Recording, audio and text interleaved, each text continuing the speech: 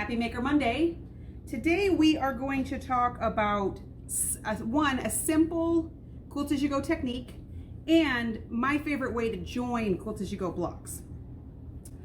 As a bonus, I'm also going to show you some more tips and tricks on using your higher end brother and baby lock machines. We are going to talk about some fusibles that make this process go easier and some tools. So the first thing we're going to do is, and the measurements don't really matter on this because this is just a technique. So I'm going to tell you what size measurements I'm working with because it's not really a pattern, it's just a technique. And then I have some really fun new books that I'm going to show you at the end for this type of technique that you might really dig, okay? So first thing we're going to do is I have a 15-inch piece of solid fabric and a 15-inch piece of batting. Since I'm a long arm quilter, I have batting scraps coming out my ears. So if you quilt your own quilts or you know a long arm quilter that you could say, hey, can I have your batting scraps? I promise you they will say yes, because we never know what to do with them and they'll give them to you. Or you want to try this, just get a crib size batting, or I like the angel, what is it, the Dream Angel batting is a really good size to start this with. It's really good product to start this technique with if you haven't tried this before. The batting that I'm using is an 80-20 blend, mostly because that's what I have the most scraps of. So here's what we're gonna do. I have a piece of fabric. This piece of fabric is gonna be quite a bit larger than what we're gonna end up with because as you're doing quilt as you go, things shift and move. I'm also using Quilter Select Free Fuse. I love this stuff. And I'm going to give you a couple of tips on working with it. It's a fusible powder that makes anything you want to make fusible. So you sprinkle it on like salt. And as your heart doctor would say, don't use too much salt. So we're not going to cover this. Okay, see how little bit of salt there is on there? It's not salt. See how little bit of a product there is on there? It's just like a really tiny dusting. What this is they're little fine crystals of silicone glue, okay? So we're just gonna sprinkle this a little bit. A couple of things that I hear from people who struggle with using this product is they put too much on. You don't want it to look like powdered sugar, you want it to look like salt. So we're just gonna sprinkle it a little bit. Then we're gonna take our batting and we're gonna set it on top of this, okay? The first thing I'm gonna do is I'm gonna make sure that none of this salt is on my ironing board. The best thing that I should have done was put a Teflon pressing sheet underneath this so that if there is some salt sprinkled over the edge, it won't get on my ironing board. But we're just gonna pretend that I did that, okay? Then I'm gonna take my iron and I'm gonna press this down. Now, one of the things that Free Fuse likes is steam. So if you press this and you find that it's not sticking as well as you would like, one, your iron might not be hot enough. You do want your iron to be good and hot to do this. The other thing, this stuff likes steam. So if you turn on the steam and then press your piece, and you can press this from the batting side or from the fabric side, it doesn't really matter. Especially if you're pressing from the batting side, the steam is gonna permeate the batting and it's gonna get through to the other side. Okay, so what I hear from people who say, I'm struggling with using this, what am I doing wrong? One, you're not steaming it. So this is now stuck down there. See? It is fused onto my batting. You can press it from both sides if you like. For this technique, all I'm really trying to do is get this to stay in place. Okay? But look, I have no problem. It is stuck. This did not take that long. It is stuck down there. The other thing I hear people say is when I quilt it, the fiber or the salty stuff comes through onto whatever I'm doing and it gets in my machine. That just means you're using too much of it. This is a less is more situation. I'm also going to start building my block. Now I'm showing you with a super simple log cabin technique. So I took a couple of my 5-inch squares out of my scrap bin. So I know this is a 5-inch square and I'm gonna stick this in the middle of my block. If you wanna overthink it and really mark your center and get it exactly where it needs to be, you can. This is gonna be bigger than we need it to be, so you don't really have to. So I'm gonna lay my 5-inch block in the middle of my batting. I'm gonna eyeball it. I'm gonna take my salt again and I'm gonna sprinkle this just behind where my block is. Again, not very much. Just a little will do. Then we're going to press this down. I don't like to use pins when I do this technique for a couple of reasons. One, this should be mindless sewing, okay? This is the hardest thing that we're gonna do all day. We got this stuck down, and so we're ready to start. And see, this is stuck onto my batting again, okay? This is stuck on there. It's staying on there really nice. So we are going to have our backing, our batting, and our square is going to be stuck down. I took more of my scrap bin and I just cut a bunch of 2-inch strips. Didn't really think about it too much. I grabbed some greens and some pinks and some whites. That's it. I've got some 2-inch strips. That's as much thought that as I put into this process, okay? Now we're going to go over to our machine and we're going to set up our machine, and I'm going to show you some tricks for your brother and or baby lock machine. Okay, so we want to sew a 1/4 inch seam allowance for this process. It doesn't have to be perfect. So you can either, if you have a 1/4 inch foot that does not have the guide on it, you could do that for this right now. The guide though is going to get stuck in the batting, so this is not a time that you want to use your 1/4 inch for the guide. So what I'm using is my J foot, which doesn't have a guide. I've sewn a 1/4 inch with my J foot enough to know how to set my machine up to get there. If you don't know what that number is, you might want to play with it until you figure that out. I know that if I set my machine to 6 millimeters with a J foot and I use the edge of my foot, I can get a 1/4 inch. When DJ sews with this foot, what do you set yours at? Usually 5 3/4? 5.5 or 5.5. So he sets his a little bit different, and he still gets a 1/4 inch seam allowance using the same foot. So you need to figure out where your sweet spot is. That being said, it doesn't really matter that much with this technique. You just want to get pretty close to a 1/4 inch seam allowance. So I'm going to pop my J foot on. Now here's where you're going to learn some new stuff with your brother machine. If you have a brother and or baby lock machine, and either in the buttons or the screen, you have that picture and that picture and that picture, you can do this technique.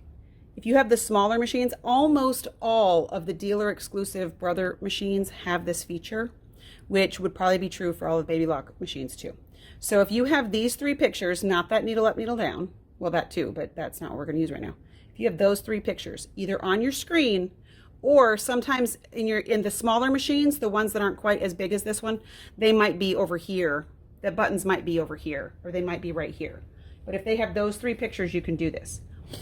I'm going to choose this button right here, this one that says 1-04. See how it has a stitching line that's in the middle? And it has a little circle right there.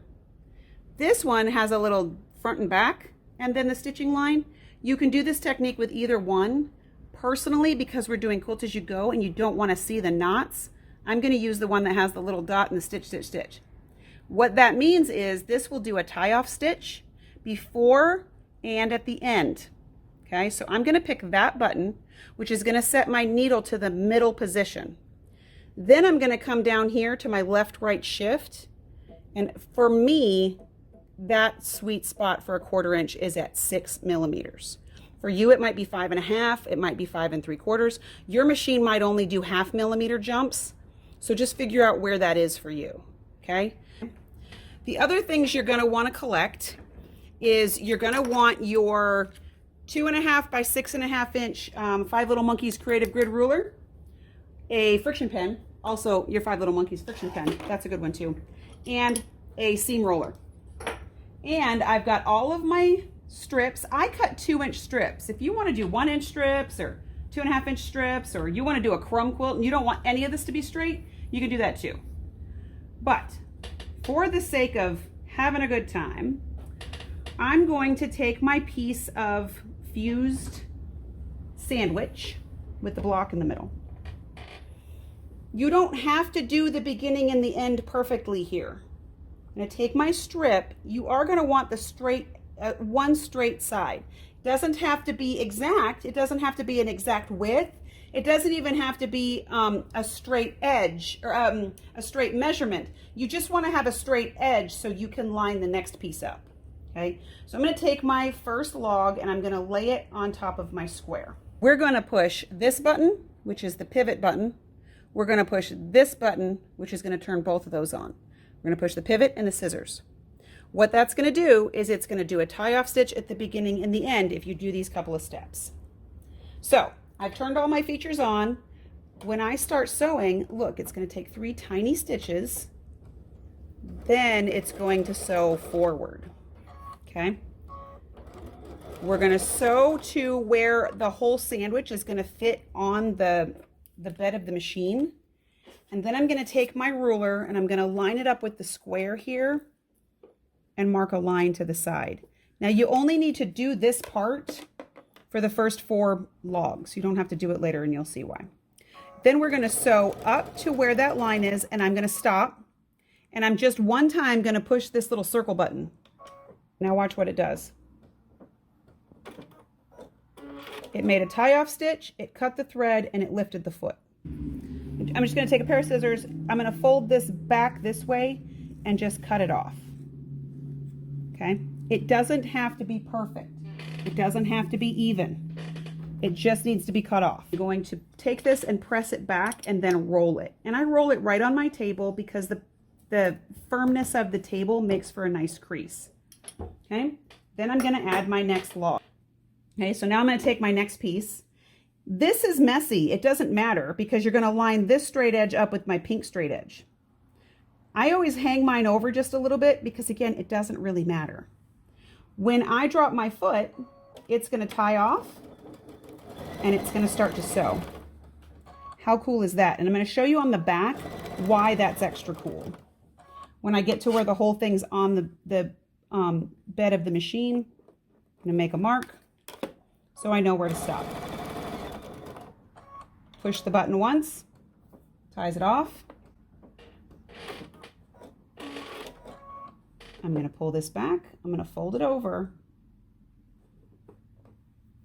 And I always, when it's folded, I cut it that way because then I don't cut it short.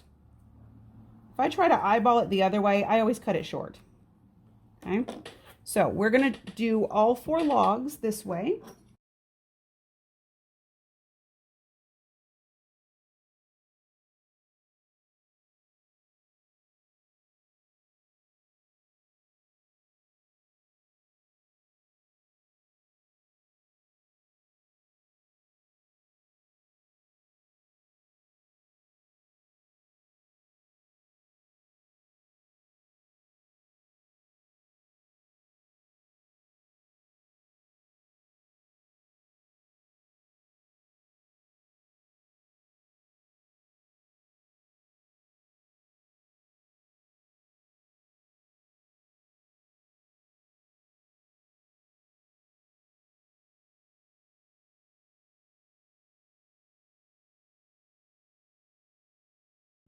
All right, now I always use my roller for the first like 3 logs, and when I put the 4th one on, I always iron it. So you can see that it's kind of messy up underneath here, but once I press it all, you can't tell the difference. So don't overthink it. Don't make yourself crazy for no reason, okay? I'm going to press all 4 pieces down the first for my first set of logs and press this one out. You'll notice I am using steam, but I'm not pressing hard. Okay, because your batting is going to shift if you press too hard under there. So all I did was I put 4 logs on and then I pressed with my iron. If you want to put a small travel iron and a mat next to your machine, you can do that. But I find getting up in between and walking to my table, it kind of gives me an idea of where I'm going to go. Now, since I've already done these other logs, I know that I did 1, 2, I did 3 sets of logs. So I'm going to show you how to do the 2nd and 3rd sets of logs. There's only really 1 change in the next set, and then we're going to show you how to join them together. So we don't need these anymore because the difference is now we have logs on all 4 sides. We can see where the fabric ends. So you're going to notice on this first one, this is messy and this is messy, but this is straight. So when I take my next piece of fabric and join it on, as long as I line my piece of fabric up with the straight side here, it doesn't matter where the rest of that sticks out. I'm still going to do the tie-off stitch. What I do is I start sewing and then I lay this down so that it's straight along that edge, and I don't care what's hanging out over here. But what's hanging out over there is the reason I don't have to mark it anymore, because now I can see where to stop sewing because that's hanging out over the edge. I hit my tie off, it's still going to tie it off, it's still going to cut it.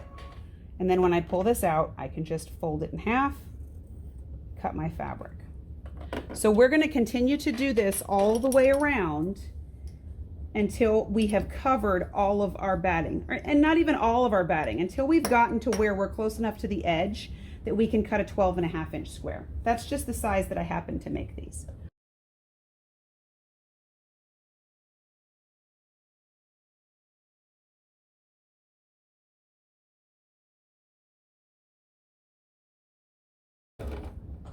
All right, so I'm going to go ahead and keep building my logs, and when I get to a point that I feel like I'm done, I'm going to come back. So remember we started with a 5-inch square here. That means we have a 4.5-inch finished square now. So I'm going to take my whatever ruler you want, and I'm going to find 2 1/4 on my ruler, which there's 2 1/4 and there's 2 1/4, and I'm going to mark the center of my block, which is 2 1/4 in the middle. Okay, I just put in a dot with a friction pen right in the middle. I want to make my blocks finish 12 inches. So I'm going to use a 12.5-inch ruler. My 12.5-inch ruler is a Quilter Select ruler, so my 45-degree line marks right in the middle of my ruler. So see that 45 right there? That's the middle of your ruler. So if you line the 45, the number 40, that little 45 square on top of your dot, and then look and see that your X, your 45X goes through the corners of your square, you know you have the middle of your square. 12.5-inch square. So I'm going to cut away all the way around my square. Okay. All 4 sides and throw away the stuff. Okay. Now, what I've got is 2, because I've already cut the rest of my squares down. I have 2 squares that are 12.5. If you have some curved snips, so see how we did that little tie-off stitch? If I snip away these 2 little tie-off threads, look, the knot is buried. You don't have the back and forth thing, but it is a tied off knot. So on the back of all my squares, I'm just going to snip away those tie-off knots. Okay. So you have really secured stitches because it did that tiny little back and forward thing, but you don't have the messy back and forward stitching.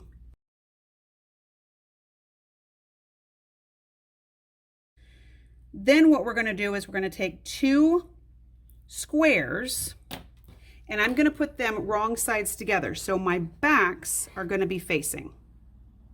This is probably one of the only times you're ever going to put your backs, your wrong sides together.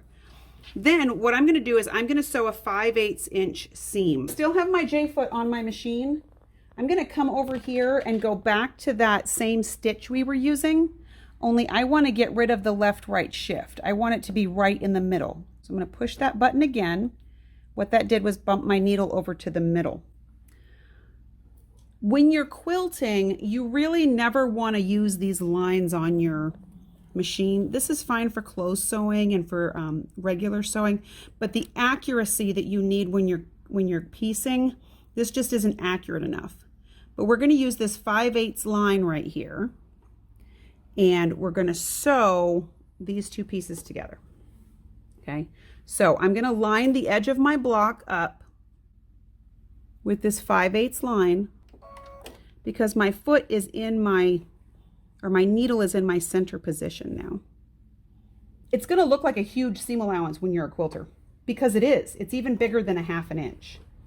Okay, so we're going to line that up there because our needle is in our center position. And sew those 2 pieces together.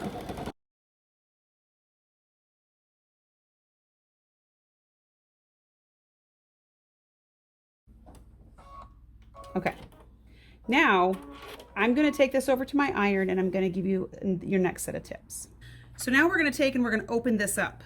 I like to give it a kind of a tug and get everything laying really flat. Find the middle of your two backing pieces and kind of lay that flat with your fingers.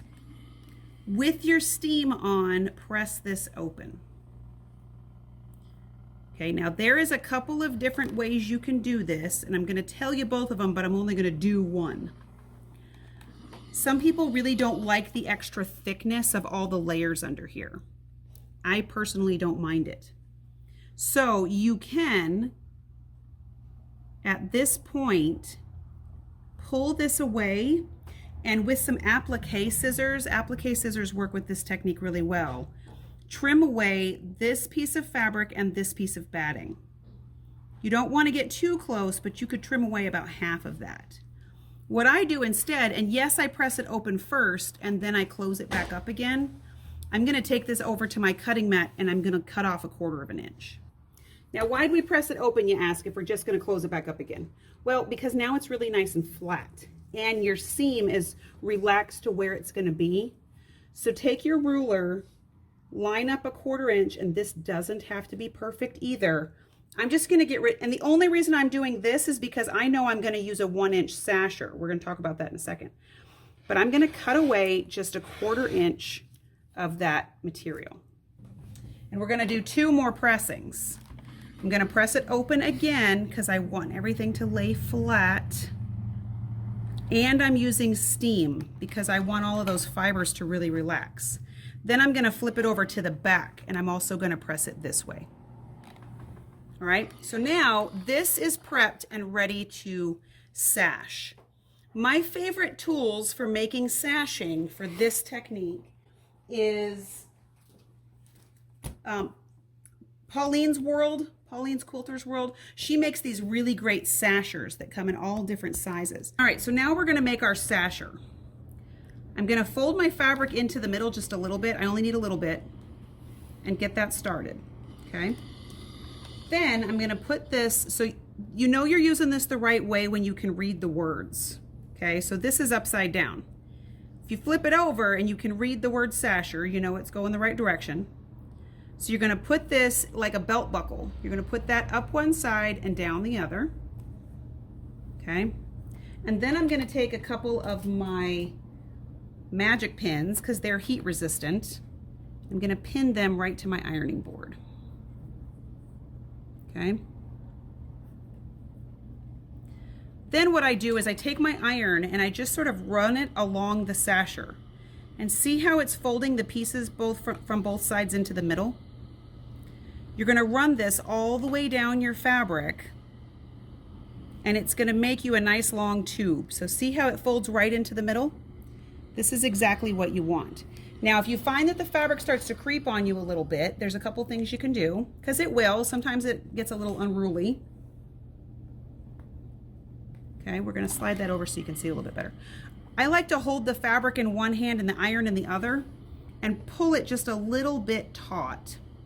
Not hard, not enough that it gets out of line, but just sort of fold it up. See how it's in my fingers like a taco? Okay, so I'm just holding it like this, and then you just run the iron along the sasher. Slide it down a little bit. You ever tried to make bag handles and you just burn your fingertips off because you're trying to put those 2 pieces to the center and it doesn't work? That's what this is for. It's to make those kind of tube setups for bag handles or whatever other project that you're gonna need a tube put together for.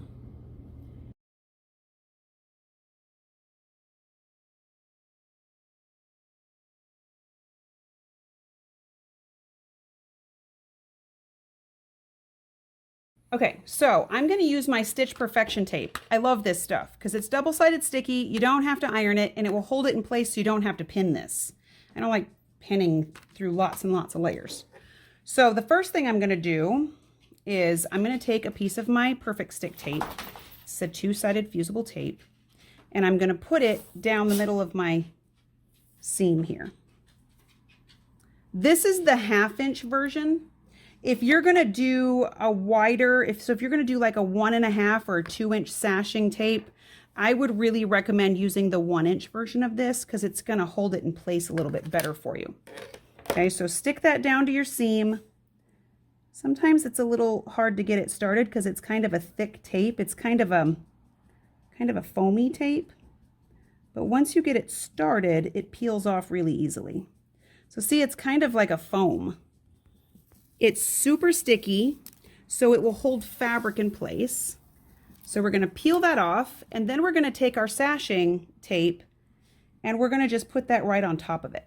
That's going to hold that in place while we do the stitching. The other good thing about this is it's going to wash away. So when you wash this quilt, there's not going to be any glue in it.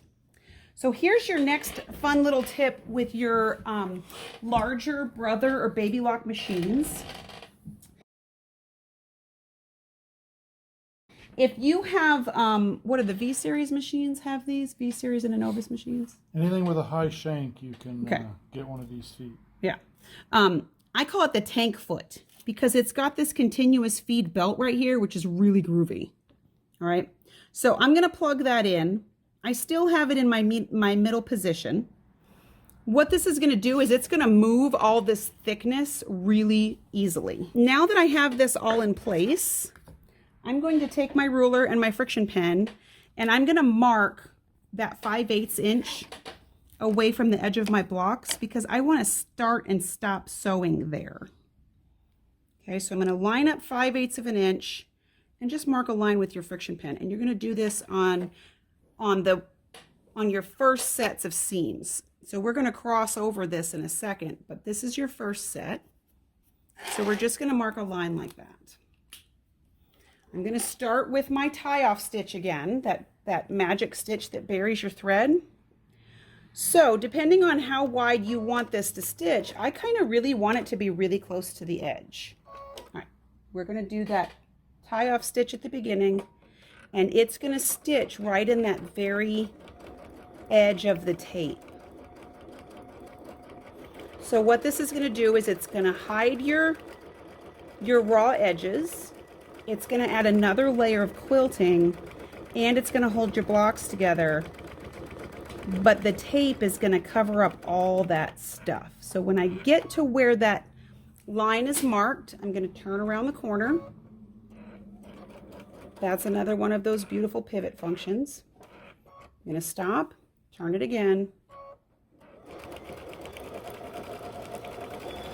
And we're going to go all the way down to the bottom.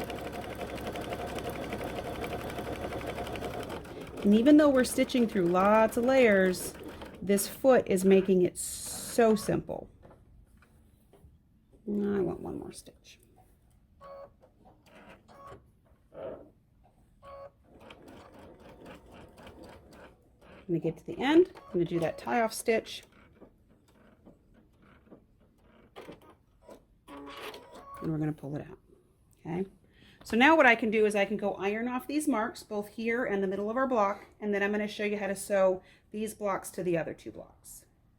All right, so now I've got my twosies, right? So I've got my 2 rows together, and we're going to put our long rows together. We're going to do the same thing we did with the first blocks. We're going to match up our tapes, though, up here. We're going to make sure that these tapes are matched up, and the edge of our blocks are matched up. Then we're going to sew the 5/8 inch again on our bed. Since this is the edge of our quilt, we want to make sure we're sewing off the end to get it all locked in. So we're doing the 5/8 like we did when we sewed our 2 blocks together. The difference on this one is we want to make sure that these 2 tapes are lined up. Okay.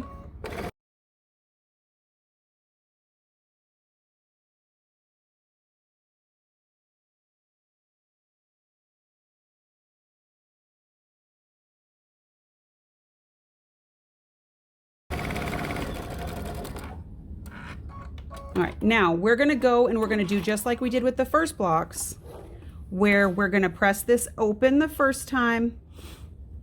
We're going to press it from the front, we're going to press it from the back, and we're going to trim away a 1/4 inch. All right, so now I have my 4 pieces put together. We had a 2Z and a 2Z, so now we're going to put this one together. I've pressed it open, I've trimmed it down a 1/4 inch. You can also put the tape on the sashing if you choose to. That might be easier for you to pull the tape off if you want. So I'm going to put the tape onto this one, pull my paper away.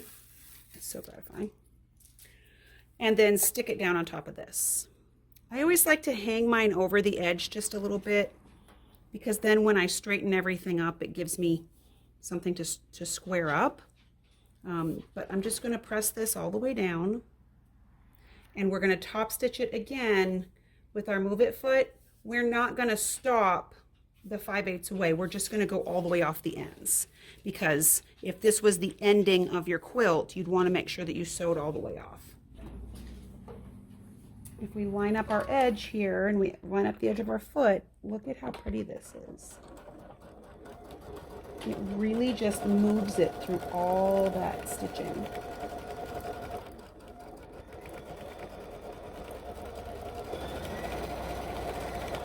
Now, if you don't have a move it foot, you can do this with a walking foot.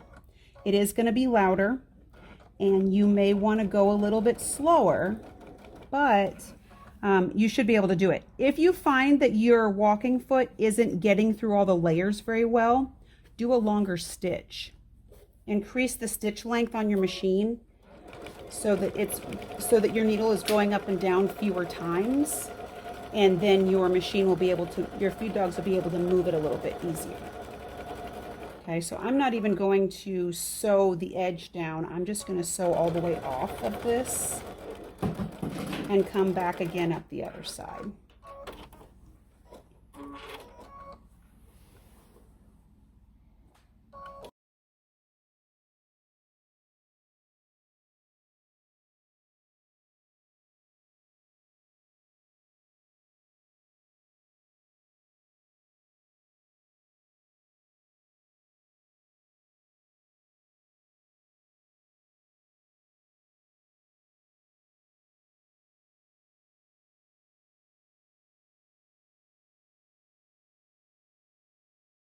So there we go. I'm going to hit this with one more steaming to make sure I've got all of my marking, all my marking lines off, and we're going to pull out any threads that are left. But that's how you do that. All right, so like I said, this was a quick and dirty way to do this. If you like the very scrappy, haphazard way that this came out, some people really dig that technique. If you want it to be a lot more accurate and detailed, that's easy enough to do too. You can just make your logs really specific size. You can make triangles, you can make blocks themselves, and as you sew them on, you still get the quilt as you go effect. So the back of your quilt is all done, and so is the front. You can just bind this now. For people who don't love free motion quilting, or for people who don't want to or can't pay a long armor, this is a really great way to make a quilt in an afternoon. Or you can just, if you don't want to think and you just want to sit down and sew some blocks, you can just make a bunch of these, and then when you get to the point that you want to sew them together, then you can sew them together. But the sashing technique is really cool because everything's all finished. This isn't going to come apart in the wash. If you need to make charity quilts or pet quilts, this is a great way to make a pet quilt. Nobody wants to pay a long armor for your dog quilt, you know. So this is a really quick and easy way to get a quilt done. For those of you that are really precise and accurate, this might not be your move, but it's a great way to learn, or it's a great way to get kids involved in quilting, okay? So there's your technique. Let me talk about the products that we used. The first thing we talked about was free fuse. I really do dig this anytime you need to make something fusible that's not, like regular batting, like 2 pieces of fabric put together. I do recommend using this with a pressing sheet or a pressing mat, which I'm not going to put on today's sale because I've shown you that lots and lots of times. Free fuse, this is a really great product. The Stitch Perfection tape. I used the 1/2-inch version. It also comes in a 1-inch version, which is really awesome to just to hold things down while you're working through them. Your 5 Little Monkeys ruler, your Flintstones seam roller. I showed you how to use a 1-inch sasher. They also come on the list, on today's list of products, there's going to be a 1-inch sasher and a 2-inch sasher. They do also come not only in other sizes, but in other collections. So there's a 1 1/4, there's a 1 1/2, there's also a 1 1/8 and a 1 1/4 collection. So if you want to be really specific about the size they come out, you can. If you want to be crazy specific, this one does a 1/4 inch, a 1/2 inch, a 3/4 inch, and a 1 inch. This is really cool if you want to add trims and things to stuff. So if you just want to make a 1/4 inch bit, you want to do like stained glass quilting, this is a way that you can make your own. Okay, so sashers do come in multiple sizes. I also have a handful of books that give you ways to make quilts that are not just log cabin. This is the newest one I just got, which is the Quilt As You Go for scrap lovers. There is some really great quilts in here that are Quilt As You Go with various different shapes and styles in them. This one shows you how to add embellishments like lace or make 3D quilts. There's one in here that uses hexagons that I really want to show you guys how to do, because I really want to make this one. This starts out with hexagons that you join together sort of like a cathedral window. And then this is a little bit more modern take on Quilt As You Go. So if you liked this technique of just sewing the pieces on, you can make scrap quilts. This is a really great procedure here. Let me show you this one. So here's sort of the wonky log cabin like I showed you. She also shows you how to do scrap quilts and then cut the blocks apart and put them back together again like this. Okay, so you can do Quilt As You Go and it not be just log cabins or strips. All right, so I think this is a really fun technique. I really do love the sashers for putting these together. And hopefully this is a technique that will help you get through your box of shame, your scrap quilts, and your crumb pieces. This is a good way to do that too. All right, so we'll see you soon.